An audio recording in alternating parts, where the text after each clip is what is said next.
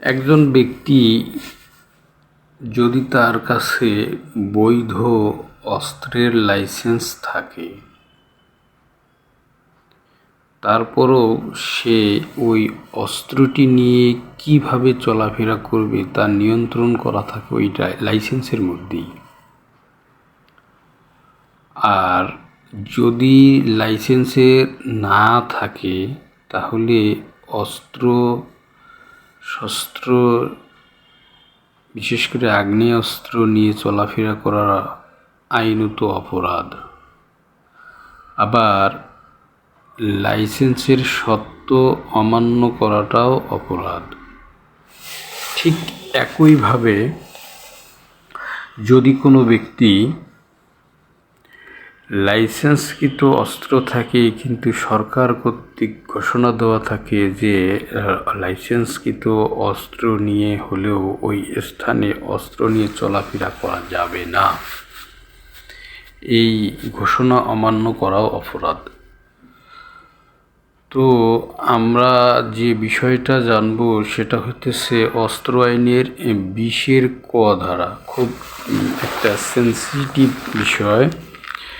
এই অস্ত্র আইনের 20-এর ক ধারার মধ্যে একটা কথা উল্লেখ করা আছে যে এই আইনের সব থেকে মেজর পানিশমেন্টের দ্বারা হচ্ছে অস্ত্র আইনের 20-এর ক ধারা। এর শাস্তি হচ্ছে মৃত্যুদণ্ড অথবা যাবজ্জীবন কারাদণ্ড অথবা 14 বছর পর্যন্ত কারাদণ্ড এবং জরিমানা দণ্ড। তো এই অস্ত্র আইন 1878-এর সব থেকে মেজর পানিশমেন্টের ধারা হচ্ছে 20-এর ক।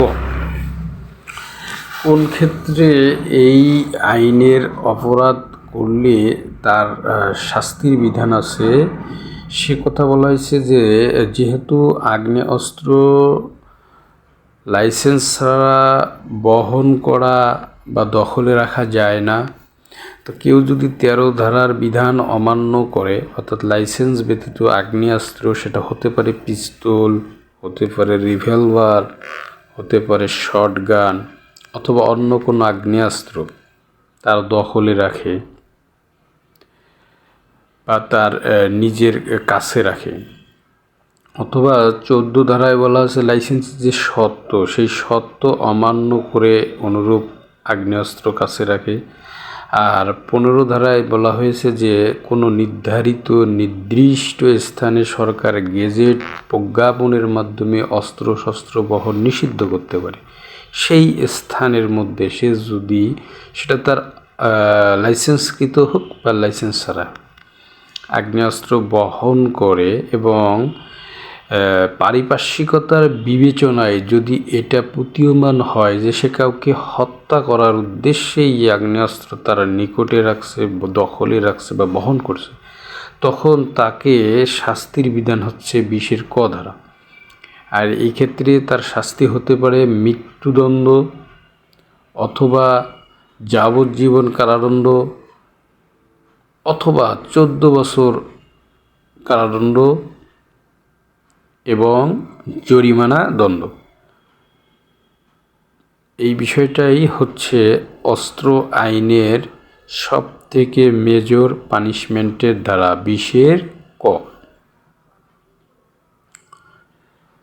অস্ত্র শস্ত্র গোলা বারুদের যথেচ্ছা ব্যবহার যাতে না হয়, কেউ যাতে অস্ত্র শস্ত্র বা আগ্নেয়াস্ত্র গোলা বারুদ দিয়ে সমাজে অস্থিতিশীলতা তৈরি না করে, আইন শৃঙ্খলা নষ্ট না করে, এর জন্যই কিন্তু তাদের একটা লিমিটের মধ্যে রাখে সরকার দেশ পরিচালনার জন্য এই অস্ত্র আইনের প্রয়োগের বিধান রেখেছেন। তাই এই ক্ষেত্রে খুবই সতর্ক থাকা উচিত। ধন্যবাদ।